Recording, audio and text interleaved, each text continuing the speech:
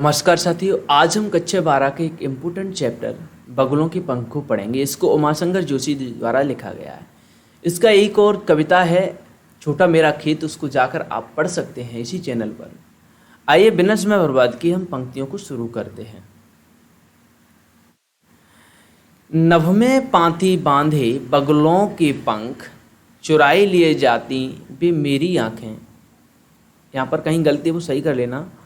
कजरारे बादलों की छाई नभ छाया, तैरती सांझ की सतेज श्वेत काया। हौले हौले हौले जाती मुझे बांध निज माया से, उसे कोई तनिक रोक रखो, वह तो चुराई लिए जाती मेरी आंखें। नभ में पांति बंधी बगलों की पांखें। अच्छा, इसमें क्या बोला है कवि ने? कवि ने प्रकृति में बगलों के माध्यम से एक सुंदर दृश्य प्रस्तुत किया है। इसमें क्या है, कवि ऊपर पंक्तियों मुड़ रहे बगलों को निहार रहे हैं और वो कैसे उनके जो है दृश्य को वो दृश्य कैसे उसको वशीभूत कर देता है, कवि को कैसे जो है आकर्षित करता है, उसके बारे में बताया गया है। आइए अब हम पंक्तियों से ही डायरेक्ट देखते हैं। नभ में पांति, पांति माने होते पंक्ति। पंक्ति में जब बगुले उड़ते हैं, आपने कभी देखा होगा इस प्रकार, तो उसका दृश्य किया है। सुबह का वक्त है या शाम का वक्त है, थोड़े काले काले बादल हैं, उनमें पंक्ति बांध कर बगुले उड़ रहे हैं। तो नभ में पांति बांधे बगुलों के पंख।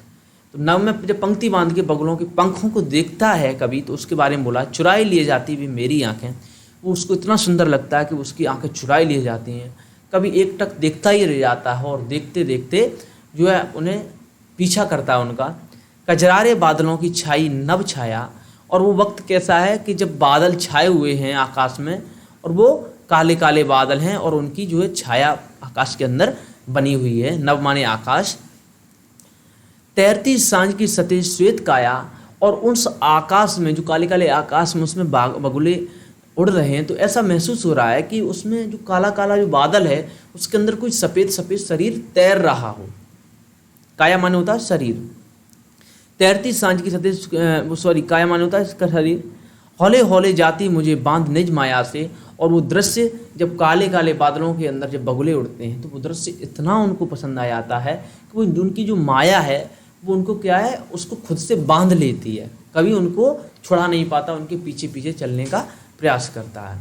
उसे कोई तनिक रोक रखो। फिर कभी लास्ट में कहते हैं कि कोई ऐसा व्यक्ति आए जो मुझको रोके, या उनको उड़ने वाले बगुलों को रोके। क्योंकि उसको क्यों रोके? वह तो चुराई लिए जाती मेरी आंखें। वो बगुले इतने सुंदर हैं कि वो मेरी आंखें चुराई लिए जाते हैं। अरे कोई उनको रोको, क्योंकि वो मेरी आंखें चुराई लिए जाते हैं। नभ में पांति बंधी बगुलों की पांखें, और वो नभ में जो पंक्ति बांध के जो बगुले उड़ रहे हैं वो मेरी आंखें चुराई लिए जाते हैं। उसको कोई रोक रखो। तो इनकी पंक्तियों का कोई विशेष अर्थ नहीं है, थोड़ा सा अर्थ है, सिर्फ इतना है कि बगुलों का दृश्य कवि को बहुत पसंद आ गया है। किसी वक्त में काला काला आकाश है, उसमें सफ़ेद सफ़ेद शरीर से महसूस हो रहा है, और वो इतना पसंद आ गया दृश्य कि वो कभी उनको छोड़ना नहीं चाहता है, और उनकी आंखों को एक तरह से वशीभूत कर लिया बगुलों के उस दृश्य ने। इसका हम सारांश संक्षिप्त में देखेंगे। इसमें बोला गया है, कविता का सारांश है, प्रस्तुत कविता में कवि बादलों से घिरे हुए आकाश में सफ़ेद बगुलों को पंक्ति बनाकर उड़ते हुए देखते हैं। जब बगुले आकाश में उड़ते हैं उस वक्त भी किसी सफ़ेद काया की तरह दिखाई पड़ते हैं।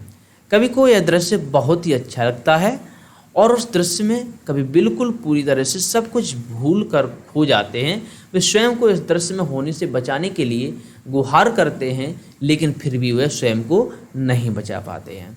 उम्मीद है ये कविता आपको समझ आई होगी। अन्य कविताओं को पढ़ने के लिए मेरे डिस्क्रिप्शन बॉक्स में अवश्य विजिट करें। इसी के साथ साथ थैंक यू।